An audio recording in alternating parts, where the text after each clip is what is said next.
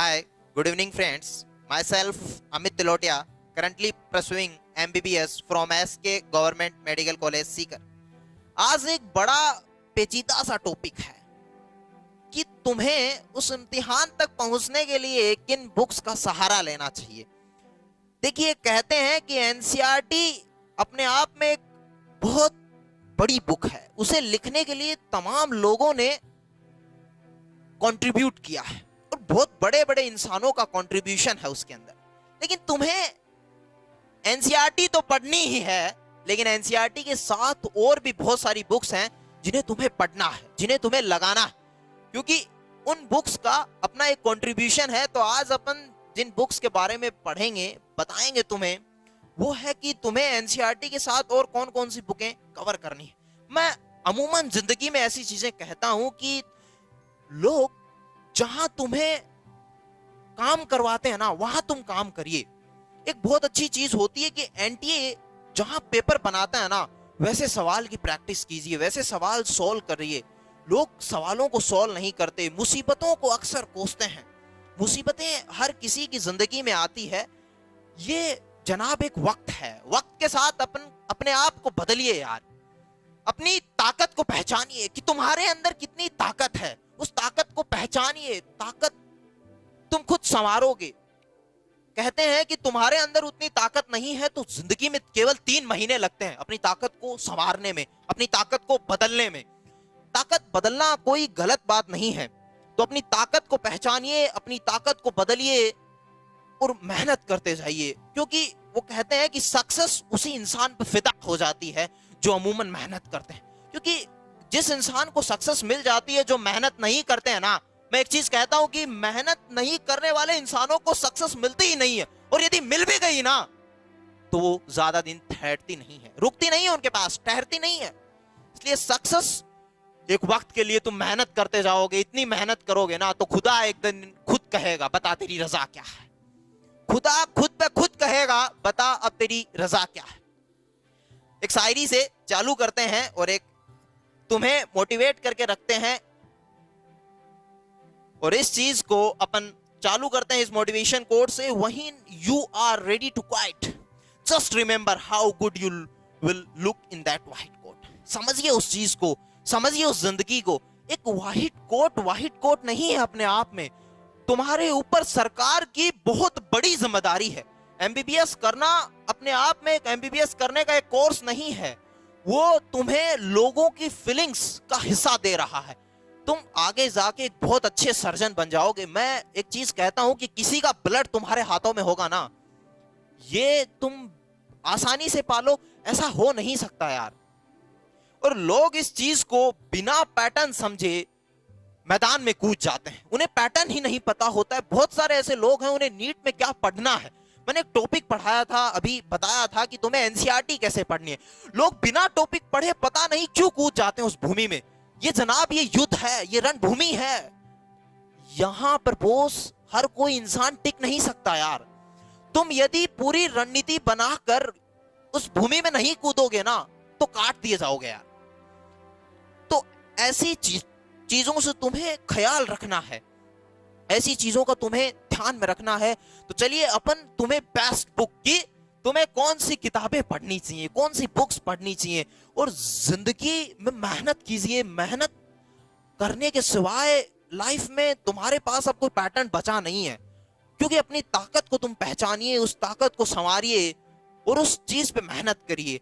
तुम्हें ये चीजें बड़ी आसान लग रही होंगी, लेकिन ऐसी चीजें बोलना कि तुम खुद ब खुद कितना खुद को संवार पाते हो, ये तुम्हारी रातों की जो जद्दोजहद है ना, वो रातों का जो संघर्ष है, वो ही बताएगा कि तुम कितने बड़े इंसान बन जाओगे यार आगे आने वाले वक्त में। चलिए अपन तुम्हें बहुत प्यारी प्यारी चीजें समझाते हैं कि तुम्हें कौन कौन सी किताब पढ़नी चाहिए। और बहुत अच्छी चीज है जो मैंने मेरी लाइफ में किया है, वो स्ट्रगल। मैं अक्सर अमूमन एक चीज कहा करता हूं कि जो गलतियां हमने हमारी जिंदगी में की है ना, वही गलतियां तुम भी करोगे ना, तो हमसे बदतमीज कोई इंसान नहीं है। करिए गलतियां, नहीं करिए। और वो गलतियां अपने आगे वाले स्टूडेंट्स को सिखाइए कि ऐसी गलती यार मत कीजिएगा। तो हम वही चीज तुम्हें सिखा रहे हैं कि अब इन गलतियों को तुम्हें नहीं करना है। चलिए, तो सबसे पहले तुम्हें यदि कोई चीज करनी है ना, तो मैं एक बहुत अच्छी चीज बताता हूं कि तुम्हें एक बहुत अच्छी और प्यारी चीज है कि तुम एनसीईआरटी को पढ़िए। एनसीईआरटी को तुमने पढ़ लिया है, उसके बाद में ऑब्जेक्टिव सवाल कहां से सोल्व करें, कहां से उस एनसीईआरटी को कंठस्थ करें, अपने अंदर बैठाएं। तो पढ़ाने की जो चीज है वो है एक तो पीवाईक्यू। ये बड़ा प्यारा टॉपिक है यार, इसे सोल्व कीजिए। ये कर लिया तुमने। पीवाईक्यू करने के बाद में पीवाईक्यू में नीट के क्वेश्चंस आते हैं और एम्स के भी क्वेश्चंस आते हैं, तो दोनों सवाल लगाइए। मैं ऐसा प्लान कर रहा हूं कि जो नीट की जिम्मेदारी फिजिक्स पढ़ाने की हमने ली है ना, उसमें हम एक वन शॉट करवाएंगे तुम्हें, जिसमें नीट और एम्स के सवाल कराएंगे और तुम्हें उस पूरे 1 घंटे में सब सिखा दिया जाएगा कि इस पूरे टॉपिक में क्या क्या होता है। तो वो तो सिखाएंगे ही सिखाएंगे, लेकिन अभी यही चीज है कि तुम पीवाईक्यू बहुत प्यार से कर लीजिए, बहुत अच्छे से कर लीजिए, क्योंकि पीवाईक्यू से बड़ा हथियार कोई है ही नहीं। ये सबसे बड़ा हथियार है, ये एनटीए की जान है। इस जान को तुम खुद के पास रख लोगे ना, लेकिन उसके बाद भी तुम्हें लगता है कि मुझे खुद को मजबूत करना है, क्योंकि मैं उस भूमि में कूद रहा हूं जहां लोग लड़ते हैं एक दूसरे से। ये कंपटीशन है साहब, यहां लड़ना पड़ता है। और लड़ने के लिए तुम्हें एक चीज मैं समझाता हूं कि तुम्हें बायोलॉजी में क्या करना है। बायोलॉजी में तुम्हें एनसीईआरटी तो सबसे पहली चीज रहेगी, इसे तो करना ही करना है साहब, इसमें कोई दो राय है ही नहीं यार, इसे करना ही करना है, इसमें कोई दो राय है ही नहीं। और पीवाईक्यू, यहां तुम्हें एनटीए की गहराई पता लगती है कि किस गहराई से तुम्हें मेहनत करनी है, कितनी ज्यादा तुम्हें मेहनत करनी है और किस अंदाज में मेहनत करनी है। मैं एक चीज कहता हूं कि लोग बिना पैटर्न को समझे कूद जाते हैं मैदान में और मेहनत करते हैं। मैं 10 घंटे पढ़ लिया, मैं 12 घंटे पढ़ लिया। एक स्मार्ट स्टडी करिए। एक स्मार्ट स्टडी करने का एक स्वरूप होता है, उस चीज को अपने आप में अपनाइए, क्योंकि तुम जिस जगह खड़े हो ना, वो एक कंपटीशन का दौर है। सब कुछ पढ़ना यहां मुमकिन है ही नहीं। उस मुकाम तक जाने के लिए तुम्हें पढ़ना इस अंदाज में पड़ेगा कि तुम्हें उस मुकाम को बड़ा आसानी से हासिल कर ले जाओ। तो बायोलॉजी में 2 चीजें हैं, एक होती है एनसीईआरटी एग्जाम्पलर। ये बड़ी प्यारी बुक होती है यार, इसको मैंने बहुत प्यार से पढ़ा था मेरे बोर्ड्स के एग्जाम्स में। ये बड़ी प्यारी बुक है। जो बोर्ड्स की तैयारी के साथ साथ नीट की तैयारी कर रहे हैं ना, वो इस बुक को अपना भगवान मान लीजिए यार। बड़ी प्यारी बुक है, ये पढ़ लीजिएगा तुम एनसीईआरटी के लिए। Exemplar, NCERT exemplar. तुमने एनसीईआरटी एग्जाम्पलर करने के बाद में तुम्हें ऑब्जेक्टिव सवाल कहां से सोल्व करने हैं कि यार ऑब्जेक्टिव कहां से सोल्व करें। एक बड़ी ही प्यारी बुक आती है यार, डॉक्टर अली। इस बुक को तुम जितना प्यार से पढ़ोगे ना, उतना ज्यादा इसमें सारी की सारी NCERT line by line cover हो जाएगी। ऐसा नहीं है कि कोई line by line, line by line. इसमें फिंगर टिप्स मैं ज्यादा तुम्हें अमूमन बोलता नहीं हूं कि वो चीज तुम कर लीजिए। ऐसा नहीं है कि ये बुक मुझे पैसा देगी, स्पॉन्सरशिप देगी ना। अभी यही चीज है कि तुम्हें अपना भविष्य कैसे बनाना है, तुम्हें अपनी जिंदगी कैसे बनानी है, उसके लिए मैं एक सही चीज बता रहा हूं। इस बुक को सोल्व करके देखोगे ना तुम, बड़ा प्यारा मजा आएगा यार, सच बता रहा हूं। तो ये बायोलॉजी में इतना ही करना है, ज्यादा नहीं करना है, क्योंकि तुम्हारे पास एक लिमिटेड टाइम है। उस लिमिटेड टाइम में तुम्हें मेहनत करके उस लिमिटेड इम्तिहान तक जाना। तुम्हें उस मुकाम तक जाने के लिए जितनी स्मार्ट स्टडी करनी पड़े ना, वो सब हम करवाएंगे। ये मेरा वादा है, लिखा के दे रहा हूं तुम्हें। तो डॉक्टर अली करनी है तुम्हें, एनसीईआरटी एग्जाम्पलर करनी है और एनसीईआरटी पढ़नी और पीवाईक्यू करने, बस। इससे ज्यादा लोग कहते हैं ये करवाइए वो करवाइए, बस बस और बस काफी है इतना। ओके, अब तुम्हें एक बहुत प्यारा सब्जेक्ट आता है फिजिक्स। मैं इस टॉपिक को, इस फिजिक्स नाम की इस फोबिया को, जो लोग डरते हैं ना इस चीज से, इसे तुम्हारे दिल से निकाल के फेंक दूंगा। ये मेरा वादा है तुमसे। तो फिजिक्स जो चीज है ना, इसमें तुम्हें क्या पढ़ना है? एनसीईआरटी तो पढ़नी है ना, एनसीईआरटी पूरी पढ़नी है? अरे ना, मैंने बता रखा है एनसीईआरटी में क्या पढ़ना है। उस टॉपिक को मैं डाल दूंगा यहाँ पे कि एनसीईआरटी में तुम्हें पढ़ना क्या है, फिजिक्स में वो बता रखा है। आगे आने वाले वक्त में हम एनसीईआरटी को लाइन बाय लाइन सिखा देंगे कि ये पढ़िए तुम। अब इतना कर देंगे, डायरेक्टली उस छेद में शिकार करना सिखा देंगे कि इस छेद में डालना है तुम्हें। एनसीईआरटी में क्या पढ़ना है। उसके बाद में जो लोग बोर्ड्स की तैयारी कर रहे हैं और जिन्हें कॉन्सेप्ट को बहुत प्यार से सीखना है ना, वो एनसीईआरटी एग्जाम्पलर कीजिए। ये हर की करिए तुम, क्योंकि बहुत प्यारी बुक है ये, बोर्ड्स के लिए तो है ही है, नीट के लिए भी बड़ी प्यारी बुक है एनसीईआरटी एग्जाम्पलर। एनसीईआरटी एग्जाम्पलर होने के बाद में NCERT at your finger tips, इसमें तुम्हें ऑब्जेक्टिव मिलेंगे। और इसमें एक बहुत प्यारी चीज है कि इस बुक में तुम्हें एनसीईआरटी एग्जाम्पलर साथ ही मिल जाएगी, और तुम्हें चैप्टर वाइज सवाल मिलेंगे। ये एक बहुत अच्छी चीज होती है कि इस बुक में तुम्हें चैप्टर वाइज सवाल मिलते हैं। तो तुम्हें क्या करना है कि एक एक चैप्टर को, जिस दिन मैंने जो टॉपिक तुम्हें पढ़ाया ना, उस टॉपिक को मैं बड़ी गहराई से सिखा ले जाता हूं। तुम एक बार पढ़ के देखना, बड़ा प्यारा समझाया मैंने चीजों को। एनएलएम लाम के चीज को लोगों को समझ में नहीं आता, न्यूटन्स लॉज ऑफ मोशन, उसे बड़ा प्यार से सिखाया।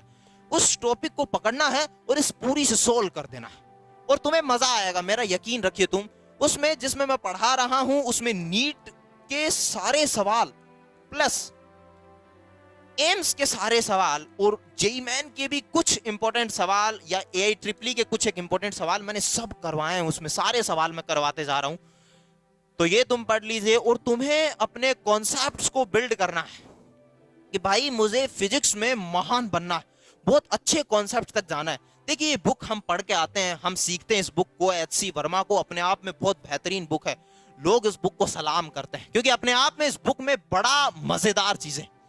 लेकिन एक चीज है कि इस बुक को तुम पूरी मत पढ़िएगा, लाइन बाय लाइन मत पढ़िएगा, थ्योरी मत पढ़िएगा इस बुक की। यदि तुम्हें टाइम है, तुम्हारे पास 2 साल हैं, 11th में तुम अभी मेहनत करना चालू कर रहे हो, तो तुम इस बुक को पढ़ सकते हो। लेकिन अभी तुम्हें 1 ही साल बचा है, इस बुक पे अपना टाइम खत्म मत करना। इस बुक को हम पढ़ के आते हैं, और इस बुक में जितने अच्छे सवाल होते हैं ना, कुछ सवाल जेईई के लिए हैं तो कुछ एक नीट के लिए हैं, तो हम उन सवालों को डिफरेंशिएट कर पाते हैं। बहुत अच्छी चीज होती है कि तुम उस सवालों को डिफरेंशिएट, तुम अलग अलग कर ले जाओ, हम उनको अलग करके समझाते हैं। तो इस बुक को यदि तुम कॉन्सेप्ट बनाना चाहते हो, एक्चुअली में कॉन्सेप्ट बनाना चाहते हो ना, तो तुम HC वर्मा पढ़ सकते हो।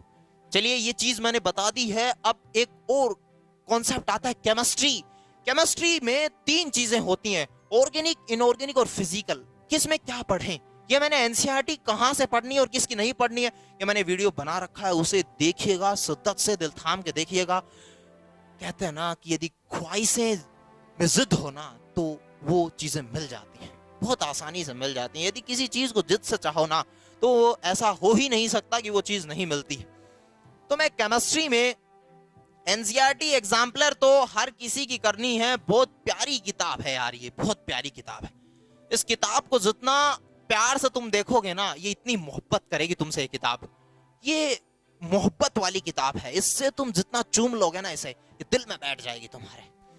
तो PYQ तो तुम्हें करने ही करने हैं, एनसीईआरटी करनी है तुम्हें, और एक है जेईई मैन। ये बड़ा प्यारा चीज है कि लोग इस चीज को, जेईई मैन क्या है, जेईई मैन में तुम्हें जो इनऑर्गेनिक के जितने अच्छे सवाल आ रखे हैं ना जेईई मैन में, वो तुम सोल्व कर सकते हो, क्योंकि तुम इनऑर्गेनिक के सवाल और नीट के जेईई मैन के, क्योंकि दोनों एक ही इंस्टीट्यूट पेपर बनाता है, एक ही एनटीए पेपर बनाता है, तो क्या हो सकता है सिमिलर पैटर्न, क्योंकि लोगों को उस जगह बैठे हुए इंसानों का माइंड सेटअप तुम रीड कर पाओगे। PYQ की सबसे अच्छी चीज ही यही है कि तुम उस जगह के पैटर्न को रीड कर पाओगे। यार 1990 में कुछ अलग पैटर्न था, 2000 में कुछ पैटर्न अलग था, 2005 तक 10 तक पैटर्न कुछ अलग था, अब पैटर्न कुछ और है।